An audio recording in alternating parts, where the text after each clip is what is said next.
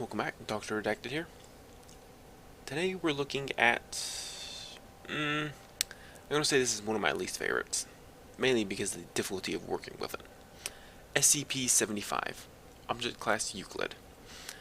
SCP-075 is contained in a 1 meter by 1 meter by 1 meter, level 4 corrosion-resistant chamber, which must be contained in a secure chamber with equal corrosion resistance. The absolute humidity of the chamber may not exceed 1% at any time.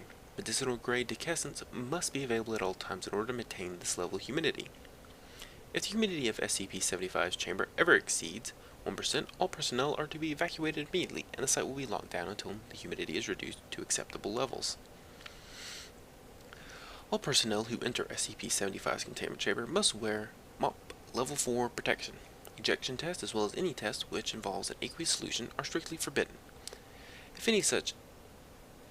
any solution comes into contact with SCP-075, the area will be immediately locked down and flooded with decescent until the humidity is brought back to acceptable levels. Evacuation of personnel remaining in the area is prohibited. Description. Oh, I forgot that was in there. Effectively, if you're in there and a bit of water comes in contact with it, you're fucked. They're flooding it and completely drying your ass out. I guess they'll pull you out and make beef jerky. I don't think that's actually ever happened.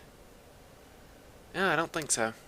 We've actually been pretty good with him. He's never escaped once. We've had one incident, which we'll talk about in a bit.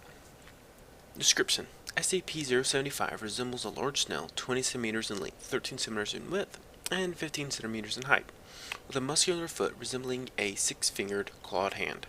SCP-075 is exceptionally heavy with a mass of approximately 860 kilograms, a property that is not understood, because that's incredibly dense if you calculate that. Desiccation is the only means of containing SCP-075, as it will enter a dormant state when nearly completely dry. When not desiccated, SCP-075 moves at an incredible speed for its size and mass, and it adopts the behavior of a predator, jumping at and drenching its prey in a highly caustic-based solution secreted from pores on its foot. These secretions are more corrosive than any substance known to the terrestrial races. Due to SCP-075's aggressive behavior when active, this compound cannot be harvested. No material completely resistant to corrosive power has been found.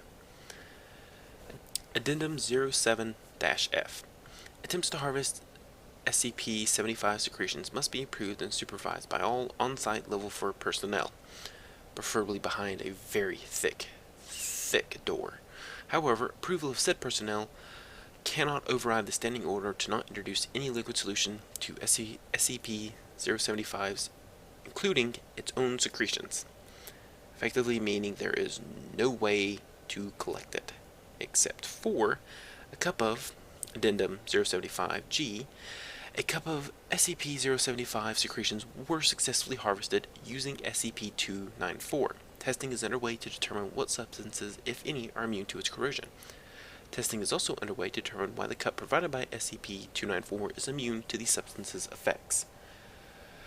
So if you just got that, they got approval from an 05 to combine two SCPs, to have them interact in some way. This is not something that happens at the Foundation, and do not ever expect to see it. SCPs tend to mix badly, so we avoid it at all costs. Now, there are times when we wish to mix them, but think of it this way. Some of the items we have are like antimatter.